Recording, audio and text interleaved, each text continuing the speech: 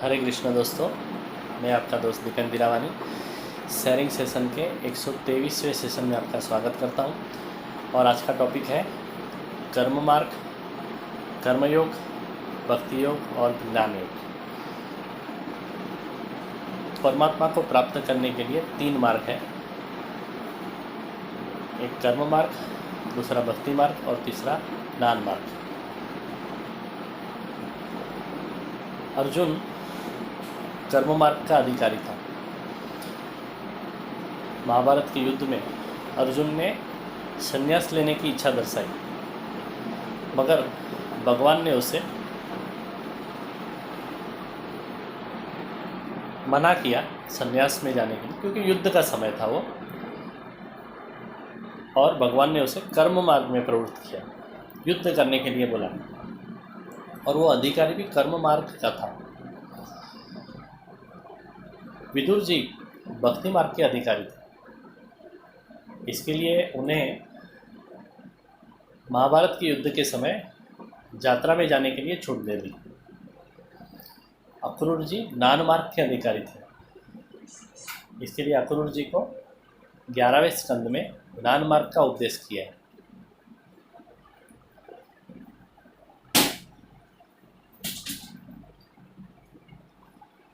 दर्दी की नाड़ परख के जो वैद्य, जो डॉक्टर रहता है, वो सलाह देता है, वैद्यकीय सलाह देता है।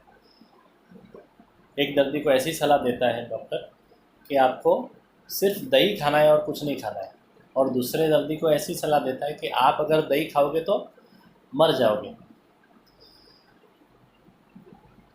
तो जैसा दर्दी वैसा उसको सलाह मिलती है। तो वैसे ही जो मार्ग का जो जीव अधिकारी है उसे वो मार्ग पकड़ना चाहिए। और आखिर में तो सभी मार्ग मिल जाते हैं और परमात्मा प्राप्ति के लिए उससे परमात्मा ही मिलते हैं, कोई भी मार्ग में। हम अहमदाबाद से बड़ौदा होके हाईवे से यानी ब्रॉड गेज से दिल्ली जा सकते हैं, और अहमदाबाद से महसाणा होके मीटर गेज से दिल्ली जा सकते हैं।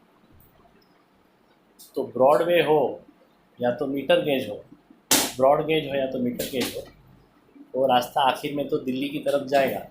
तो ऐसे मार्ग कोई भी है, अल्टीमेटली वो रास्ता मिल जाता है और भगवान की तरफ ही जाता है, परमात्मा प्राप्ति में ही जाता है।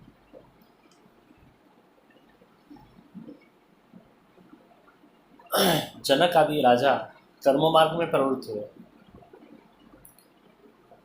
नरसिंह, मीरा, गोपियाँ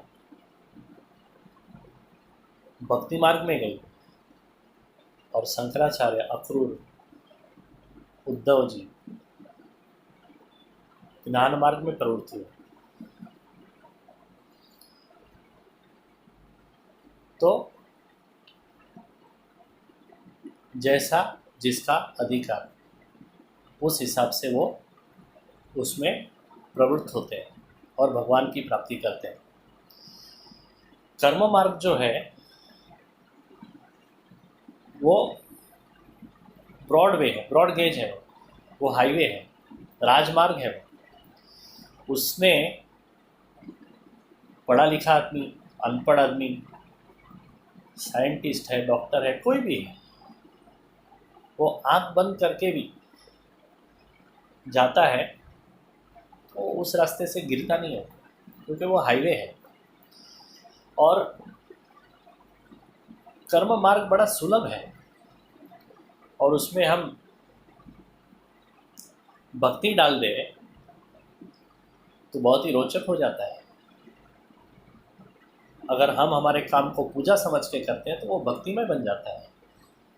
जैसे कि सेना नाई हजाम थे, बाल काटने वाले थे, वो ऐसा सोच के बाल काटते थे कि मैं इस आदमी का सर का बाल काट रहा हूँ, उसका माथे का मैल मैं साफ कर रहा हूँ, मगर मेरे माथे का जो मैल है, अंदरूनी मैल है, वो साफ हुआ कि नहीं? गोरा कुंभार जो कुंभार थे, वो मटके बनाते थे। वो सोचते थे कि ये मटका तो मैं पक्का कर रहा हूँ, मगर मेरा इधर का मटका पक्का हुआ कि नहीं? तो कर्म में भक्ति मिलानी है तो मिल जाती है, और संत लोग उसमें भक्ति मिला लेते हैं, जो कर्म मार्ग वाले हैं, मगर उसमें भक्ति आ जाती है। तो आखिरकार कर्म में भक्ति और ज्ञान भी मिल जाता है। तो कर्म मार्ग बड़ा ही सुलभ मार्ग है, भक्ति मार्ग उससे थोड़ा सा टफ है, डिफ़िकल्ट है। भक्ति मार्ग में अगर जाना है तो जो गीता के जो 12वें अध्याय में जो भक्त की क्वालिटीज़ है, उसे प्राप्त करना पड़ता है। और ज्ञान मार्ग उससे भी ज़्यादा टफ है, डिफ़िकल्ट है। ज्ञान मार्ग बड़ा शॉर्ट है, मगर बड़ा ही अटपटा मार्ग है। एक मार्ग में घुस गए तो उसमें से बाहर निकलना भूल भुलैया वाला मार्ग है, बाहर निकलना भी कभी कभी मुश्किल हो जाता है। तो कर्म मार्ग में जाने के लिए एक अच्छे गुरु चाहिए, जो हमें ज्ञान मार्ग में जाने के लिए एक अच्छे यानी एकदम पावरफुल गुरु चाहिए, जो हमें गाइड कर सके।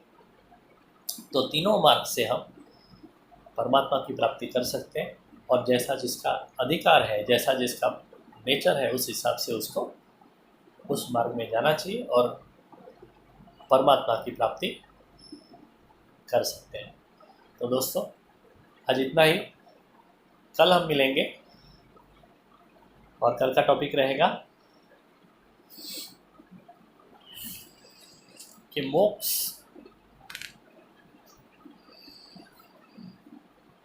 कल का हमारा टॉपिक रहेगा मोक्ष मार्ग में जाने के लिए हमें कौन रोक रहा है। उसके बारे में कल बात करेंगे। तब तक के लिए गुड नाइट, हरे कृष्णा।